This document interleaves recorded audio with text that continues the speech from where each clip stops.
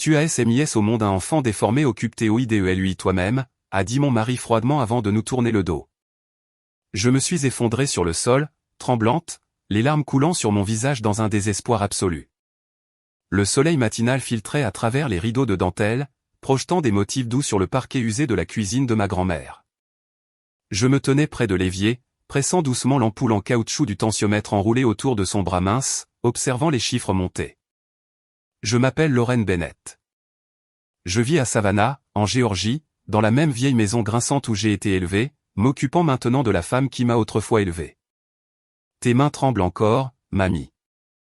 Murmurai-je, essayant de garder un ton léger. Eleanor Bennett, 80 ans et fière comme jamais, me lança un regard noir capable de transpercer l'acier. Parce que cette chose ment encore. Pas possible. Ma pression est si bonne que ça. Toi et cette machine, vous avez tous les deux tort. Je riais. 130 sur 80. C'est du matériel d'astronaute. Elle renifla, clairement déçue que les chiffres ne confirment pas son numéro actuel d'être à l'agonie. Ma grand-mère avait un penchant pour le drame et la conviction profonde que si elle ne faisait pas de bruit, le monde oublierait qu'elle existait. Elle se redressa sur sa chaise, ajustant son foulard comme une reine se préparant pour la cour. De mon temps, nous n'avions pas besoin de gadgets pour savoir comment nous nous sentions. Je peux sentir mon cœur battre la chamade. Ça doit être au-dessus de 2 cents. Alors tu ferais mieux de rester tranquille ou j'appellerai les urgences, j'ai plaisanté, en lui posant une assiette de toast et 2 brouillés. À cela, son visage s'adoucit un peu. Tu n'oserais pas. Tu as raison. Je ne donnerai pas la satisfaction aux infirmières des urgences. Elles ne t'ont toujours pas pardonné d'avoir simulé des douleurs à la poitrine juste pour qu'on te coupe ta alliance. Ses épaules tremblaient de rire. Elle prétendit ne pas l'avoir fait. Cette alliance était coincée et je voulais m'en débarrasser. Rien de faux là-dedans. Nous sommes tombés dans un rythme familier. Ses critiques, mes déviations. C'était ainsi que nous avions toujours été, surtout depuis que j'avais emménagé après le décès de maman et que papa avait déménagé en Alabama pour le travail. Je travaillais le matin à la clinique St. Junipé, l'après-midi à temps partiel dans un petit centre de soins d'urgence au centre-ville, et le soir à la maison avec grand-mère. Elle insistait sur le fait que j'en faisais trop, mais elle aimait l'attention. Tu sais à quoi je pensais hier soir ? Dit-elle soudain, en s'essuyant la bouche avec une serviette. Combien je veux vivre assez longtemps pour tenir un arrière-petit-enfant. J'ai jeté un coup d'œil à l'horloge. 7h20. J'avais encore le temps. Tu me dis ça tous les dimanches depuis que j'ai 25 ans, mamie. Et je continuerai à le dire jusqu'à ce que tu le réalises. Tu sais ce qu'on dit, si une femme vit assez longtemps pour bercer un arrière-petit-enfant, ses péchés sont lavés. Comme un baptême du Sud avec des couches. Ce n'est pas comme ça que fonctionne la rédemption, dis-je, mais je souriais. Elle s'est penchée en avant, plissant les yeux. Alors, est-ce que quelqu'un que je devrais connaître ? J'ai hésité un moment trop long. Mamie l'a attrapé. Oh. Je le savais. N'ose pas dire que ce n'est rien. Qui est-il ? J'ai soupiré, encore incertaine si c'était trop tôt pour dire quoi que ce soit. Mais quelque chose dans le regard de ses yeux, le même regard qu'elle avait quand elle me surprenait à chipper des cookies à 7 ans, m'a fait céder. Il s'appelle Mark. Mark Bennett. Elle a cligné des yeux. Même nom de famille. J'ai haussé les épaules. Pure coïncidence. Nous ne sommes pas liés, je le promets. Et nous nous fréquentons depuis presque 1 an maintenant. Le visage d'Eleanor s'est épanoui en quelque chose entre le suffisance et l'enthousiasme. Tu dis ça à ta mère. Tu es la première personne à qui je le dis. Cela semblait lui plaire encore plus que le petit déjeuner. Elle m'a tapé sur la main, la serrant avec une force surprenante. Lauren, si ce garçon Mark est aussi bon qu'il en a l'air, tu ferais mieux de le garder. Ne laisse pas la vie te passer sous le nez. J'ai hoché la tête, rangeant le moment dans un coin tranquille de ma poitrine. Dans cette cuisine chaleureuse de Savannah, avec la bouilloire qui sifflait les arbres à l'extérieur secouant les dernières feuilles du printemps, je me suis laissé imaginer cela, la vie qu'elle souhaitait pour moi, une famille, un avenir, une sorte de paix que je n'avais pas osé espérer depuis des années. Sans que je sache que cette paix était déjà suspendue à un fil. Au travail, Je plaisante souvent en disant que le bureau de la facturation de Coastal Care sentait le désespoir et le café brûlé. Peut-être était-ce le vieux tapis, ou peut-être était-ce juste la façon dont les rêves des gens se ratatinaient sous les lumières fluorescentes et les feuilles de calcul Excel.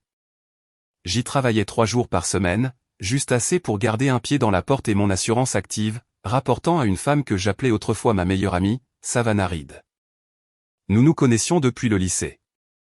C'était la fille avec le rire bruyant, le gloss brillant sur les lèvres et le talent pour se tirer d'affaire en cours d'éducation physique. J'étais plus calme, plus la planificatrice, la gardienne des détails. D'une manière ou d'une autre, les opposés se sont accrochés.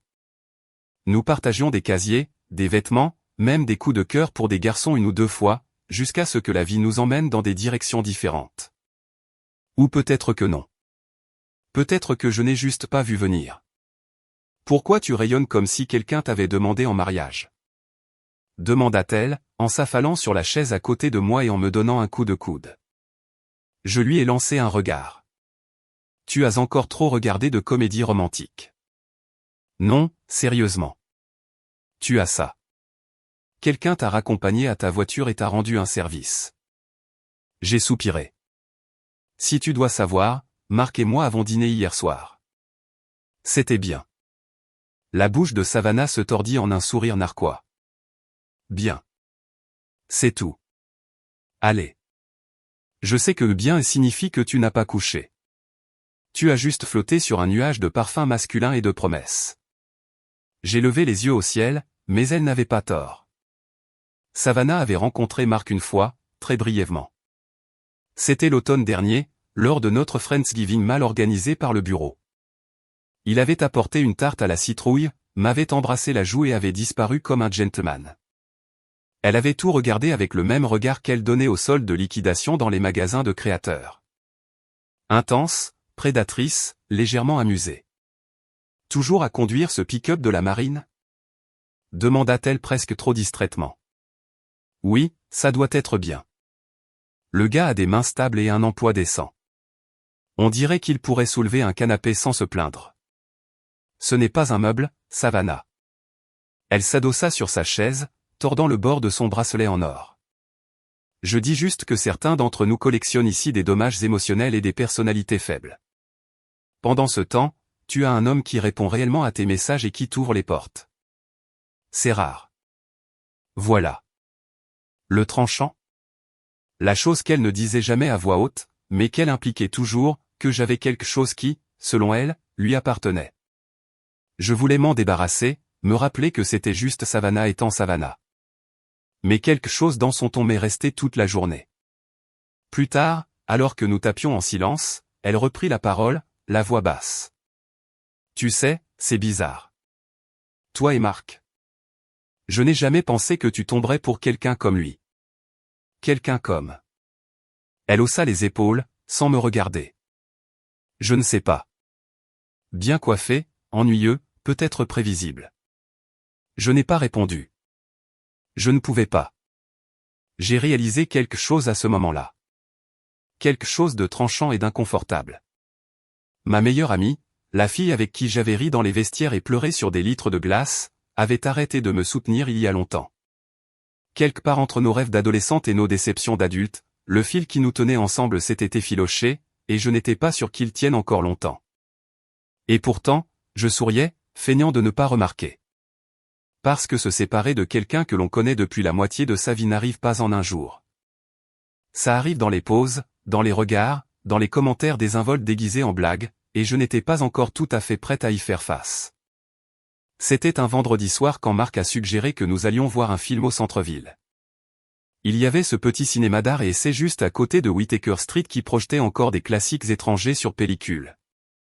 Pas du numérique, pas remasterisé, juste des bobines granuleuses pures avec des sous-titres et un son grésillant. Marc savait que j'adorais ça. Quelque chose d'italien, dit-il. Tu feras semblant de lire les sous-titres et je ferai semblant de comprendre l'intrigue. Je riais. Marché conclu. J'ai porté ma robe bordeaux préférée, celle qu'Eleanor Grandma disait toujours me faire ressembler à une débutante du Sud avec un secret. Nous devions nous retrouver à 7 heures, prendre du pop-corn, et peut-être quelques-uns de ces horribles bonbons à la réglisse que je ne mangeais que par nostalgie. Mais à 18h58, mon téléphone a vibré. Savannah, devine quoi? Je suis aussi au centre-ville. Je viens de sortir de l'happy hour. Tu veux qu'on se retrouve? J'ai hésité, mon pouce en l'air. Puis, contre tous mes instincts, j'ai répondu, moi? On va au cinéma. Drame italien. Savannah? Oh, je passerai. J'ai tellement hâte de voir quelque chose de tragique et d'artistique. J'ai regardé l'écran. Je n'ai pas répondu, mais 2 minutes plus tard, elle a de nouveau envoyé un SMS. J'arrive. Ne me laisse pas tomber. Au moment où j'ai tourné le coin, Marc attendait déjà, debout près de l'enseigne lumineuse, main dans les poches, ressemblant parfaitement à quelqu'un d'un vieux film romantique. Et là, elle était, déjà à ses côtés. Lorraine, appelatait-elle joyeusement, comme si c'était toujours le plan. Marc a souri en me voyant, mais son expression a vacillé. Juste légèrement. Pas de l'agacement, pas de la colère, juste de la confusion. Je ne m'attendais pas à avoir de la compagnie ce soir, dit-il doucement quand je l'ai rejoint. Ouais, dernière minute, murmurai-je, puis je me suis tourné vers Savannah. Tu es sûr que tu veux regarder des sous-titres? Elle a souri.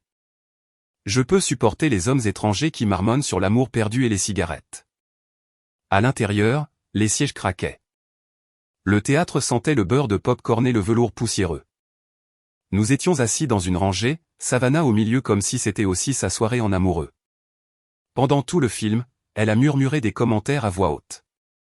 Elle a eu des sursauts lors des rebondissements de l'intrigue, a ri lors des scènes qui n'étaient pas drôles, et à un moment donné, elle a même enlevé ses talons et a posé ses pieds sur le siège devant elle. Marc n'a rien dit, mais j'ai vu comment sa mâchoire se serrait. J'ai vu comment il a arrêté de prendre ma main à mi-chemin du deuxième acte. Quand le générique a défilé et que le vieux projecteur s'est arrêté en crépitant, j'ai expiré pour la première fois depuis 1 heure. N'était-ce pas délicieusement déprimant? Savannah.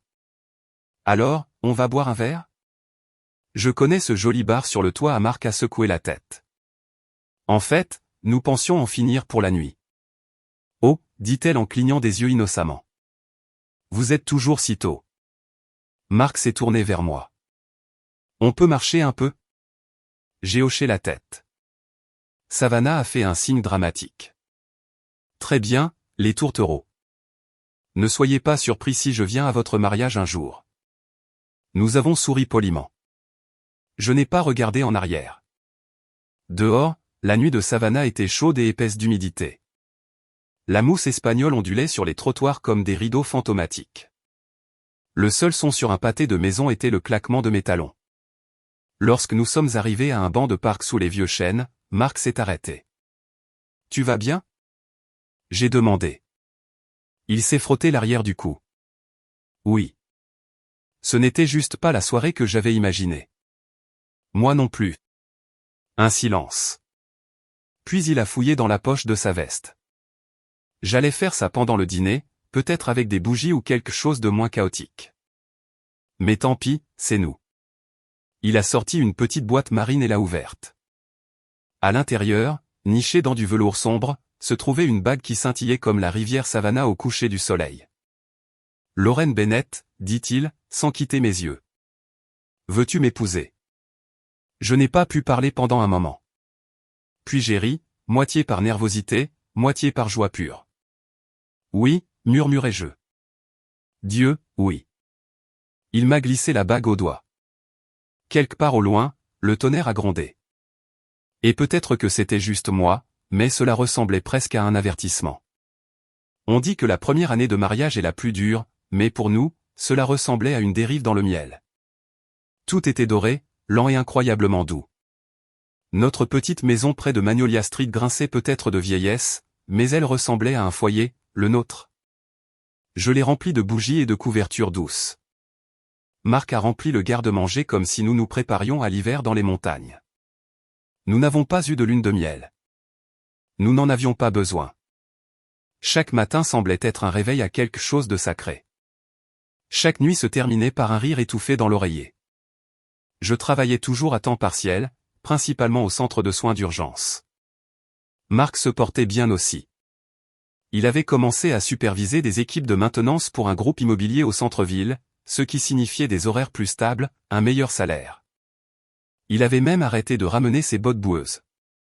Nos routines semblaient ordinaires, réconfortantes. Et puis Savannah est venue. Elle n'a pas appelé d'abord, n'a pas envoyé de SMS, elle est juste arrivée un dimanche après-midi avec un sac de biscuits d'une boulangerie hors de prix de Bay Street et l'odeur d'un parfum coûteux qui la suivait. J'étais en legging et dans le t-shirt trop grand de marque, les cheveux en chignon désordonnés, sans maquillage. Elle avait l'air d'être sortie d'une publicité de grand magasin. « Eh bien, regarde-toi », dit-elle, en parcourant le salon avec un sourire de travers. Petit cottage douillet. Je pensais que tu avais emménagé dans quelque chose de plus chic après avoir attrapé Monsieur Grand et Silencieux. Je ris, mais quelque chose dans son ton rendait l'air moins chaleureux. Marc lui a offert du thé, toujours le gentleman. Elle a refusé, plissant le nez comme si la pensée d'un Earl Grey de marque de magasin pouvait lui brûler la langue. Pendant 10 minutes, elle a parlé sans arrêt de sa promotion, de sa nouvelle voiture, de son bref entrelacement avec un agent immobilier local. Elle me regardait à peine, mais chaque fois que Marc parlait, elle tournait la tête vivement, les yeux brillants comme si elle syntonisait quelque chose que seule elle pouvait entendre. Quand elle est finalement partie, je me suis tenu à la fenêtre, la regardant trotter sur l'allée dans ses bottes à talons. « Tu vas bien ?» demanda Marc, glissant un bras autour de ma taille. « Oui, dis-je, mais je n'étais pas sûr. » Ce fut le début. Pas le début de la fin. Non, pas encore. Juste le changement, la première ondulation dans l'eau calme. Cette visite a eu lieu quelques semaines avant que je découvre que j'étais enceinte, bien que je ne le savais pas à l'époque. Au cours des mois suivants, j'ai vu Savannah de moins en moins. Une partie était le travail. Nous étions toutes les deux plus occupées. Une partie était moi. Je n'ai pas pris contact. Quelque chose d'indicible était passé entre nous, et je ne savais pas comment l'annuler. Puis est venue la surprise. Les 2 lignes roses. J'ai regardé le test pendant 5 bonnes minutes avant de me permettre d'y croire. Marc m'a tenu dans la cuisine. Tous les 2 pieds nus et stupéfaits. Il a pleuré. Moi non. Je l'ai juste serré et murmuré, ça ira. Et ça a été, du moins pendant un moment. Savannah l'a appris au travail. Elle m'a apporté des décorations du café en bas et a forcé un sourire. Un petit bébé Bennett, dit-elle, la voix tendue. Comme c'est traditionnel. Je l'ai remerciée. Elle m'a tapé sur la main comme si elle me bénissait avant un long et difficile voyage qu'elle n'avait aucune intention de faire elle-même. Des semaines ont passé. Mon ventre a grossi. Marc a construit un berceau à partir de zéro. L'a poncé tous les week-ends jusqu'à ce qu'il brille. Grand-mère Eleanor a commencé à tricoter des chaussons avec de minuscules boutons dépareillés. Savannah n'a jamais demandé la date prévue. Elle n'est jamais revenue, mais son silence était plus fort que tous les mots. Le bureau n'avait pas l'air différent le jour où Savannah a été promue, mais tout a changé. Son nom est apparu en gras sur la porte en verre. Savannah Reed, responsable de la comptabilité, une nouvelle plaque, une nouvelle paire de talons, et un ton de voix très différent. Je n'ai pas été surprise qu'elle obtienne le poste. Savannah avait toujours su parler aux bonnes personnes, rire aux bonnes blagues, boire le bon vin lors de la bonne collecte de fonds. Elle était une candidate naturelle pour le management intermédiaire. La seule chose anormale était la rapidité avec laquelle elle a cessé d'être Savannah l'amie pour devenir Madame Reed le patron. Cela a commencé petit. Pourrais-tu relire ça, Lorraine? Tes chiffres ont l'air un peu précipités. Ou peut-être prends juste les appels aujourd'hui. Tu sembles un peu fatigué ces derniers temps. J'étais fatigué. J'étais au 3e trimestre de grossesse. Mes chevilles gonflaient comme des ballons. Mon dos me faisait mal avant le déjeuner. Et le bébé avait l'habitude de donner des coups juste au moment où j'essayais d'équilibrer les factures. Mais je continuais à venir parce que c'est ce que l'on fait quand on construit une vie. Un après-midi, mes doigts tremblant plus que d'habitude, j'ai frappé à sa porte de bureau, son nouveau bureau en verre avec des orchidées artificielles et des citations inspirantes encadrées en or. Elle n'a pas levé les yeux. « Savannah, dis-je doucement. Tu as 1 minute ? » Pas vraiment, mais si c'est important, elle a fait un geste vers la chaise en face de son bureau. Je me suis assise en essayant de ne pas pleurer. Le bébé avait bougé d'une manière qui rendait la respiration difficile. Je serrai le papier plié dans ma main. Ma demande formelle de congé anticipé. J'ai parlé au RH. Ils ont dit que si j'obtenais l'approbation du superviseur, je pourrais commencer mon congé de maternité 2 semaines plus tôt. Juste pour. Quoi? Elle a interrompu. J'ai cligné des yeux. Pour me reposer. Mon médecin a dit que le gonflement s'était aggravé. Ils sont un peu préoccupés par mon Savannah, a poussé un rire haletant, du genre qui n'était ni gentil ni amusé. Lorraine, nous clôturons les rapports de fin d'année. Tout le monde est stressé. J'ai 3 stagiaires qui pleurent dans le couloir. Tu penses que c'est le moment de disparaître? Je ne disparais pas, dis-je prudemment. Je demande juste un peu de flexibilité. Ce n'est que lorsque le système dira que tu es autorisé à partir. C'est la politique. Je ne fais pas les règles. Mais elle les faisait. Tout le monde savait qu'elle les faisait maintenant. Je me suis levé, les jambes tremblant plus de colère que de fatigue. Je connaissais cette femme depuis près de 2 décennies. Nous avions partagé des secrets, des chagrins, et des brosses à cheveux. Et maintenant, elle me regardait comme si j'étais une étrangère qui prenait trop de place. J'ai atteint la porte quand elle a dit « Oh, et Lorraine ?» Je me suis retourné. Ses yeux brillaient. Suffisant, froid, presque joyeux. Toute cette lueur heureuse avec laquelle tu te promènes. Ne la fais pas trop étalage. Certaines d'entre nous doivent travailler 2 fois plus dur sans un mari qui nous fait des casseroles et nous construit des berceaux. Je n'ai pas répondu. Je suis juste parti. Je suis sorti dans le couloir, dans l'escalier, et je me suis effondré. Pas à cause de ces mots, mais à cause de ce qui est arrivé ensuite. Cette nuit-là, j'ai commencé à saigner. La douleur était vive. Soudaine. Marc m'a précipité à l'hôpital. Ils m'ont gardé une nuit. On dit que j'avais besoin de repos au lit. On dit que mon corps criait. Arrêtez, vous en faites trop, dit le médecin, son ton gentil mais ferme. Reposez-vous ou risquez plus que du stress. Alors je me suis reposé. Et dans ce calme, j'ai pensé à l'amitié. Comment elle peut fleurir comme le jasmin au printemps ou pourrir comme un fruit oublié dans la chaleur. Et parfois, la personne en qui tu avais le plus confiance avec ton cœur devient celle qui brandit la lame. Grace est venue au monde un lundi matin, juste après un orage qui a traversé Savannah. Je me souviens être allongé là, dans cette chambre blanche stérile, agrippant le drap comme une corde pendant que mon corps s'ouvrait pour laisser entrer la vie. Et ce n'était pas seulement de la douleur. C'était de la terreur. De l'espoir. Oh, 1000 choses à la fois. Elle n'a pas pleuré au début, pendant le plus bref, le plus long moment de ma vie, le silence. Puis, comme une déchirure de ruban, sa voix, faible, aiguë, rauque. Mais là, vivante, j'ai sangloté. Marc m'a serré la main si fort que je pensais que mes doigts allaient se bleuir. Nous nous sommes regardés avec les yeux écarquillés, comme des enfants qui venaient de tomber sur quelque chose de trop grand pour eux à comprendre. Et peut-être que nous l'avions fait. Ils l'ont mise dans un couffin en verre. Des tubes serpentaient déjà de son petit nez. Elle avait l'air fragile, plus esprit que peau. Juste une précaution, dit l'infirmière. Mais je connaissais la façon dont le médecin rôdait. La façon dont il continuait à chuchoter dans le coin de la pièce. Quelque chose n'allait pas. 2 heures plus tard, ils l'ont confirmé. Elle a une cardiopathie congénitale, dit le médecin gentiment, les mains jointes comme si elle délivrait une oraison funèbre. Une grave. Nous devrons la garder en néonatologie. Elle ne peut pas encore respirer toute seule. Les mots m'ont traversé comme du givre sur du verre. Marc est resté figé.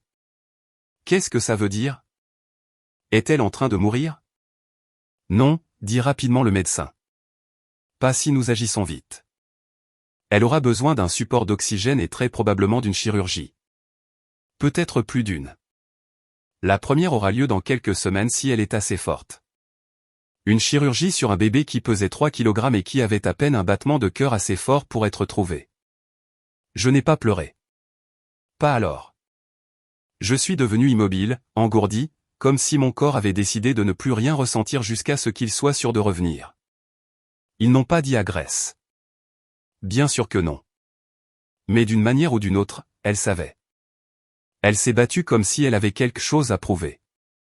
Ses yeux, quand ils s'ouvraient, étaient sombres et anciens, comme si elle avait déjà vécu 1000 vies. Marc venait tous les jours à l'hôpital.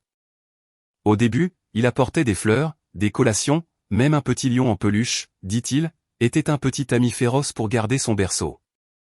Mais quelque part entre la deuxième consultation chirurgicale et les interminables appels d'assurance, quelque chose a changé.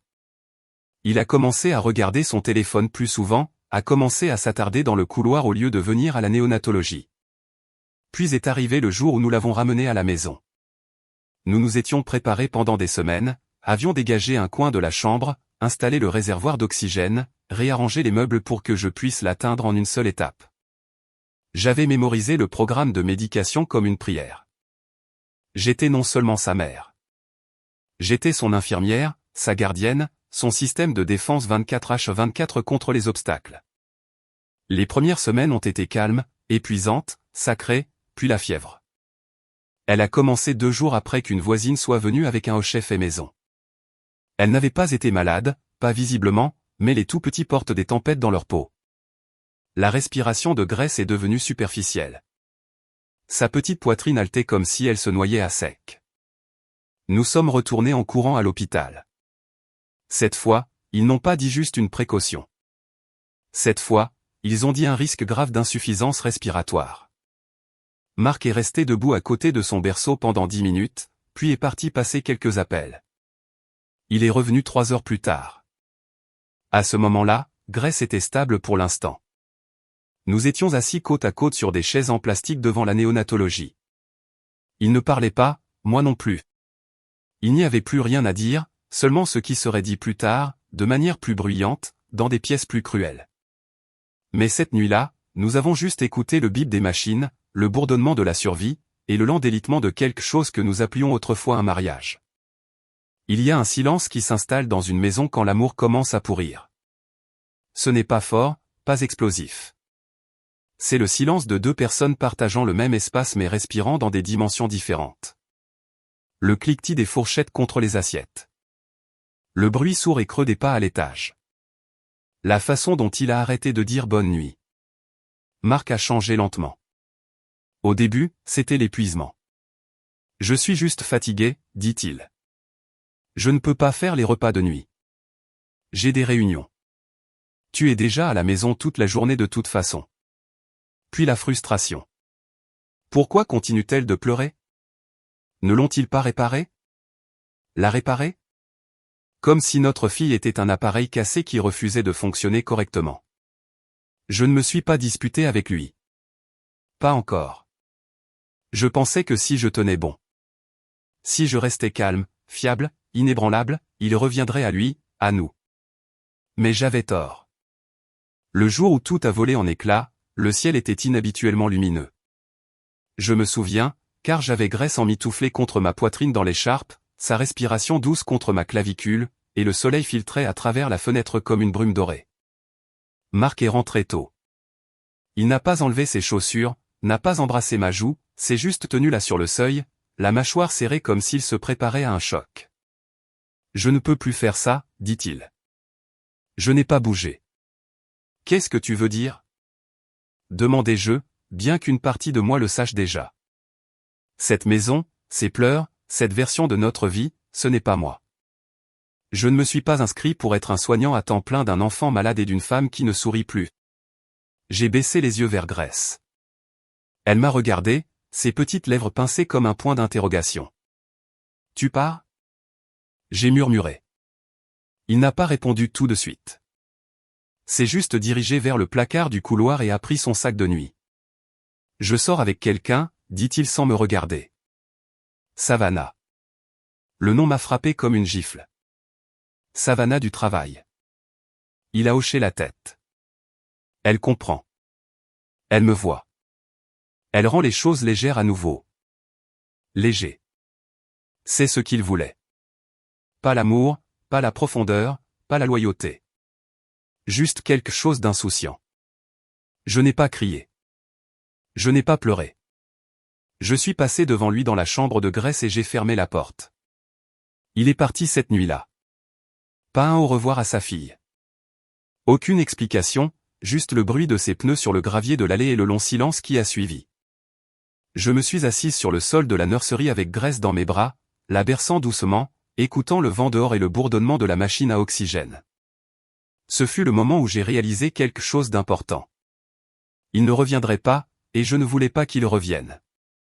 Pas l'homme qu'il était devenu. Pas l'homme qui regardait sa fille comme un fardeau, pas un miracle. Mais ce que je ne savais pas alors, c'est qu'il ne partait pas seulement de nous. Il entrait dans quelque chose de plus sombre, quelque chose de calculé, et je ne le découvrirais que bien, bien plus tard. Qu'il nous ait quittés n'était que le début de son plan. Les semaines qui ont suivi le départ de Marc ont été un tourbillon de tâches de les materniser, de dossiers médicaux et de silence. Mais il y avait aussi autre chose, une respiration. Je n'avais pas remarqué à quel point ma poitrine était tendue jusqu'à ce qu'il soit parti. L'air semblait plus propre, plus léger. Même avec le chagrin niché dans les coins de ma chambre comme des ombres, je pouvais enfin expirer. Grace me tenait ancré. Ses petits doigts s'enroulaient autour des miens avec une force surprenante. Son regard, vif, profond, ne vacillait jamais. C'était une combattante. Et grâce à elle, je n'avais pas le choix d'en être une aussi. Nous avons quitté cette maison suffocante. J'ai loué un petit appartement de type carrosserie juste à côté de Johann Street, avec des planchers grinçants et du lierre grimpant sur les fenêtres. Ce n'était pas grand-chose, mais c'était à nous. J'ai trouvé du travail dans une imprimerie locale qui comprenait quand j'avais besoin de prendre des appels du cardiologue pédiatrique ou de me précipiter à la maison si les niveaux d'oxygène de Grace baissaient. Ce n'était pas glamour, mais c'était honnête. C'était guérisseur. L'art a retrouvé son chemin dans ma vie de manière discrète. Un croquis ici, une aquarelle là. Je peignais après que Grace se soit endormie. Ses moniteurs clignotaient doucement en arrière-plan comme des berceuses. Mes mains se souvenaient plus que je ne m'y attendais. Les courbes, la couleur, le langage de l'émotion rendue sur toile. Et puis, un soir, Cassidy est venu avec une bouteille de vin bon marché et un regard dans les yeux que je n'avais pas vu depuis des années. Il y a une exposition communautaire le mois prochain au River Street Collective, dit-elle, en s'affalant sur mon canapé taché de peinture. Soumets quelque chose. Tu en as besoin. Je ris. Je n'ai pas exposé depuis des années. Tu n'as pas respiré depuis des années. Allez, montre-leur qui tu es maintenant. Et alors je l'ai fait. J'ai peint 3 œuvres, toutes calmes. Toutes fortes. Elles ne parlaient pas de chagrin d'amour ou de trahison. Elles parlaient de résilience, de quiétude, du calme sacré après la tempête. La soirée d'ouverture était chaude et dorée. La galerie était remplie de guirlandes lumineuses et de jazz doux. J'ai porté une robe enveloppante bleu marine qui me donnait l'impression d'avoir encore une taille, et j'ai même laissé Cassidy me coiffer. Grace est restée avec Miss Moira, la diseuse de bonne aventure retraitée du couloir, qui la traitait comme une reine. Les gens regardaient mon art, s'arrêtaient, ressentaient. C'était comme si une partie de moi avait été endormie, et maintenant elle étirait ses bras au soleil, juste au moment où je pensais que rien ne pourrait briser la paix de cette soirée. Je me suis tourné vers l'entrée, et là, il était, Marc. Il avait l'air plus âgé, plus dur autour des yeux. Son costume était repassé, ses chaussures luisaient, mais quelque chose dans sa posture était affaissé. Mon cœur n'a pas eu d'accent grave coup. Il ne s'est pas brisé. Il a juste attendu. « Qu'est-ce que tu fais ici ?» demandai-je, la voix aussi froide que le sol carrelé de la galerie. « J'ai vu ton nom sur le flyer de l'exposition. Je devais juste voir ça par moi-même. » J'ai croisé les bras. Tu aurais pu envoyer un email. Il a baissé les yeux. J'ai fait des erreurs, Lorraine. C'est une façon de le dire. Il s'est rapproché. Savannah et moi. Elle est partie il y a des mois. Elle a dit qu'elle n'était pas faite pour la vraie vie. Et moi. Je n'arrêtais pas de penser à toi, à Grace. Je veux faire partie de sa vie. L'audace de cela. Il n'avait pas appelé, pas envoyé de carte d'anniversaire, même pas un SMS quand Grace avait eu sa 3e opération, et maintenant il voulait être inclus après que tout le gros œuvre ait été fait. Je l'ai regardé pendant un long moment. Puis j'ai souri, pas par gentillesse, mais par clarté. Tu ne sais même pas quelle est la couleur de ces murs, dis-je doucement. Et je pense que cela me dit tout ce que j'ai besoin de savoir. Il a tressailli et je me suis détourné. Mais au fond, je savais que ce n'était pas fini. Les hommes comme Marc ne s'en vont pas. Pas sans essayer une dernière fois de récupérer ce qu'ils ont jeté. Et il n'avait pas encore montré toutes ses cartes. Je n'ai pas eu de nouvelles de Marc pendant des semaines après la galerie. Une partie de moi espérait que cette confrontation avait suffi, que le silence qui avait suivi signifiait qu'il était retourné dans quel coin du monde pouvait supporter ses excuses. Mais au fond, je savais mieux. Les gens comme Marc ne reviennent pas pour la clôture. Ils reviennent pour le contrôle. Cela a commencé par une lettre, pas de lui, mais d'un cabinet d'avocats. Quelque chose à propos de la garde partagée et du meilleur intérêt de l'enfant. Les mots étaient habillés de politesse, mais la menace sous-jacente était tranchante et indubitable. Je l'ai apporté directement à mon avocat, une femme solide nommée Judith, qui portait des bottes de combat sous ses jupes crayons et n'avait aucune tolérance pour la manipulation. Il n'a pas de raison de se plaindre, dit-elle. Il a abandonné sa fille. Aucun juge du comté de Chatham ne lui donnera raison. Pourtant, le stress s'est installé dans mes os comme l'air humide. Grace avait maintenant l'âge de percevoir l'énergie et elle recommençait à faire des cauchemars. Je détestais ça. J'ai détesté que son ombre puisse encore la toucher, même de loin. Puis est arrivé le communiqué de presse. Architecte de renom revient à Savannah avec une vision pour la famille et la communauté. Le voilà. Marc posant devant la maquette d'un projet de condo chic sur la rivière, le bras autour d'une exécutive immobilière souriante, et glissé dans l'article comme une pensée après coup. Mark Bennett, un père fier retrouvant sa fille, Lauren Grace, prévoit d'établir des racines plus profondes dans la ville qu'il appelait autrefois chez lui. Père fier. Il ne l'avait pas vu depuis 1 an. C'est là que j'ai compris. Il ne s'agissait pas de Grace. Pas vraiment. Il s'agissait de l'image, de sa nouvelle entreprise. Il essayait de se construire une image d'homme de famille, de nous utiliser comme des accessoires pour adoucir les angles de son ambition. J'étais furieuse, mais plus que ça, j'étais fatiguée de jouer la gentille. J'ai contacté une amie de Cassidy, une journaliste d'investigation qui lui devait une faveur. Je ne lui ai pas donné de ragot. Je lui ai donné des faits, des dossiers médicaux, des paiements de pensions alimentaires manqués, des courriels, des SMS, des preuves d'abandon. Elle a publié un article intitulé « Image avant intégrité, l'homme derrière les rendus ». Cela ne criait pas au scandale, mais cela murmurait juste assez fort pour se propager dans les cercles que Marc essayait d'impressionner. Il s'est présenté à ma porte 2 jours plus tard, pas en colère, mais souriant, ce sourire en plastique lisse qui avait l'habitude de charmer les conseils d'administration et de briser les excuses en deux. « Tu n'aurais pas dû faire ça, dit-il. J'ai ouvert la porte juste assez pour qu'il voie mes yeux. Oh, mais il le fallait, car tu ne peux plus réécrire l'histoire. Sa mâchoire se serra. Cela aurait pu être bien pour Grace. Non, dis-je, la voix stable. Cela aurait été bien pour toi. Elle n'est pas un accessoire. Elle n'est pas ton arc de rédemption. C'est un être humain, et tu ne sais même pas quelle est la couleur de ses murs. Il n'a pas parlé. Laisse-moi simplifier, continuai-je.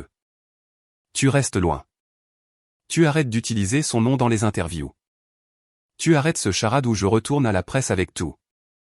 Pendant un instant, j'ai vu le masque glisser. Le vrai Marc, brut et acculé. Il n'a pas attaqué. Il n'a pas menacé. Il s'est simplement retourné et est parti. Ce fut la dernière fois que je le vis. Il n'y eut pas de bataille judiciaire, pas de réunion larmoyante, juste une fin tranquille à une histoire qui n'aurait jamais dû être la sienne à contrôler. Et pour la première fois depuis longtemps, je me suis senti en sécurité. Mais plus que cela, je me suis senti libre. 1 an plus tard, je me tenais sur le perron de notre nouvelle maison, petite et blanche, avec des volets de la couleur des pêches d'été. Grace dormait à l'intérieur, avec son ours en peluche préféré calé sous un bras, et le soleil de fin d'après-midi traversait les fenêtres comme du miel liquide. Tout sentait la lavande et le cirage au bois de citron. Il n'y avait pas de gros titres, pas de grandes déclarations, juste la vie, douce et en devenir. La galerie m'avait offert une place permanente ce printemps-là. Ma sérile résilience avait touché une corde sensible. Et soudain, je n'étais plus seulement une femme qui avait survécu à quelque chose. J'étais à nouveau une artiste. Les gens venaient voir les œuvres, mais plus que cela, ils venaient les ressentir. Et dans ces moments calmes entre la toile et moi, je me suis senti vu aussi. Cassidy est resté dans ma vie, farouchement loyal comme toujours. Nous nous asseyons sur ma véranda avec du thé glacé et de vieux disques de Fleetwood Mac, riant de tout et de rien. Elle disait que la maison semblait respirer, comme si elle exhalait toujours la paix. Et peut-être que c'est ça, la guérison. Pas un moment, mais un espace. Un endroit que tu construis brique par brique, mot par mot, peinture par peinture jusqu'à ce qu'ils te tiennent doucement et disent « Tu es en sécurité ici ». Grace est devenue plus forte. Sa chirurgie cardiaque est derrière elle maintenant. C'était un tourbillon de boucles, de questions et de rires qui résonnaient sur le carrelage de la cuisine. Elle adorait peindre à mes côtés, toujours en violet, toujours avec des paillettes. Elle disait des choses comme « Maman, dessinons un dragon qui est gentil ». Et je hochais la tête parce que je savais exactement ce qu'elle voulait dire. Je ne sortais pas encore, peut-être jamais. Mais il y avait quelque chose de tendre dans ce choix aussi. Une déclaration que je n'avais pas besoin d'une histoire d'amour à admirer, que parfois la plus grande romance est celle que l'on écrit avec son propre souffle, ses propres mains, sa propre vie. Toujours les samedis chauds, je me retrouvais à flâner dans les étals du marché aux puces de River Street. Je ne cherchais rien. Mais un matin, je suis tombé sur un homme qui vendait des appareils photo anciens. Il s'appelait Daniel, et il avait des yeux doux et une voix comme du jazz lent. Nous avons parlé d'objectifs et de lumière, et de la façon dont certains moments sont mieux capturés par la mémoire. Il n'a pas demandé mon numéro. Je le lui ai donné quand même. Nous nous sommes rencontrés pour prendre un café la semaine suivante. Et peut-être, juste peut-être, c'est ainsi que cela recommence. Pas avec fracas, mais avec une tasse de café tranquille un matin calme où tu as déjà fait la paix avec toi-même et où quelqu'un s'intègre simplement au rythme que tu as construit. Je ne sais pas où mène le chemin ensuite. Je sais juste que où qu'il mène, je n'ai plus peur parce que j'ai Grace. Parce que j'ai Grace. Parce que je me la suis enfin donnée.